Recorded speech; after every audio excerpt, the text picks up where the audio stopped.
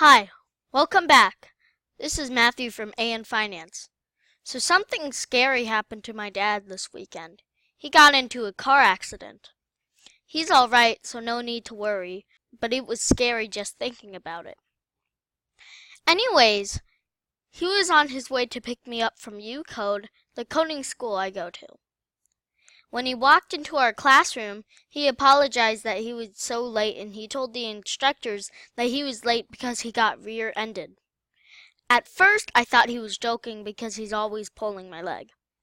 But he was serious this time and he started telling us about the car accident. When we go to UCode, we always take the freeway. But that day of all days, my dad said it was busy, so he decided to take the local route to skip some of the traffic and get onto the freeway at a different on-ramp. So this on-ramp went straight up facing the mountains with a perfect view of a huge smoke plume from the beginnings of Santa Clarita Sands fire. And at the end of the on-ramp, there was a stoplight. In California, we have stoplights for our on-ramps to help control the flow of freeway traffic. My dad got on the ramp and was waiting at the red light when the car behind him zoomed up and rear-ended him. The driver later told my dad that the stoplight is never on and he was distracted by the smoke and fire. Anyways, my dad and the other guy and his mom in the accident were all okay, and that's what's important. After he told us all of this, I said, "Can I see the car? How bad is it?" As we walked out the door, he told me, "It doesn't look that bad, and it's lucky I had some rope in the car so I could tie up the muffler." That's another good lesson. Always have some basic tools like rope in your car. You never know when you'll need them. When we got into the car, I said, "Yeah, it's not so bad. I thought it would be all smashed up." My dad told me that the other guy's car was, and he pulled out his iPhone to show me a picture of it. Its whole front end was caved in. Then my dad said that our car doesn't look bad on the surface, but he thinks it might be totaled. The passenger side doors don't open and close properly, so he thought the frame was bent and thought that would be very expensive to fix. But then I said, "But couldn't we get it fixed anyways?" He told me, first, that it was good that the other guy hit us because his insurance company would pay for it.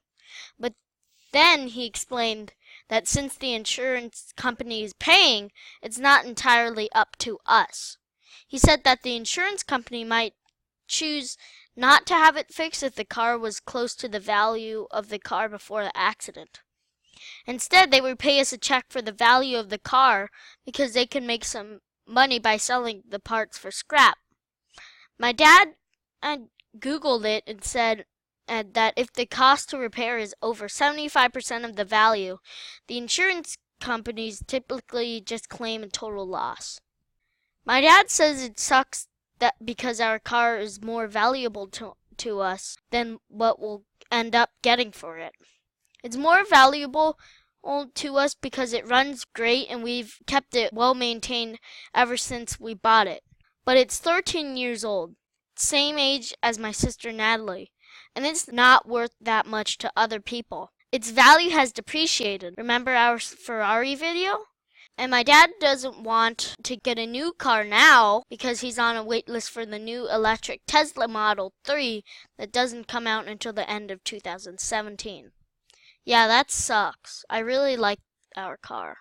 Then my dad started giving me some other tips in case I got into an accident. He says you gotta do your homework before you talk to the insurance company because they're always going to try to rip you off. First, the insurance company is going to send you one of their repair shops, but they are biased. So you should go to your own shop to get an independent estimate. Next, try to get 3 estimates. Why 3? If one guy is way high, then there's something wrong with his bid. If one guy is way low, he's probably pulling a bait and switch. That's where he gives you a cheap price but ends up charging you a lot more than you actually have the work done. Finally, you need to find the value of your car. So my dad made sure to get Kelly Blue Book of Edmunds and Nata car values for our Lexus. He says you have to know what your car is worth because it will end up in some negotiation in the end.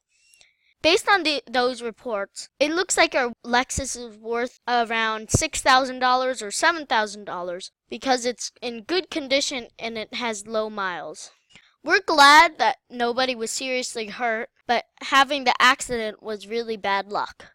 My dad didn't take his normal route and spent $600 to have some minor repairs done on the car that same day, which is now just a waste of money.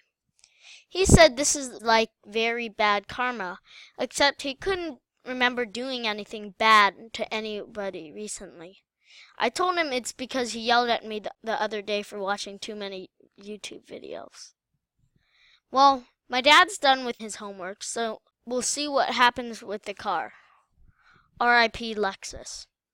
Anyways, thanks for watching. Hope you enjoyed it and learned something.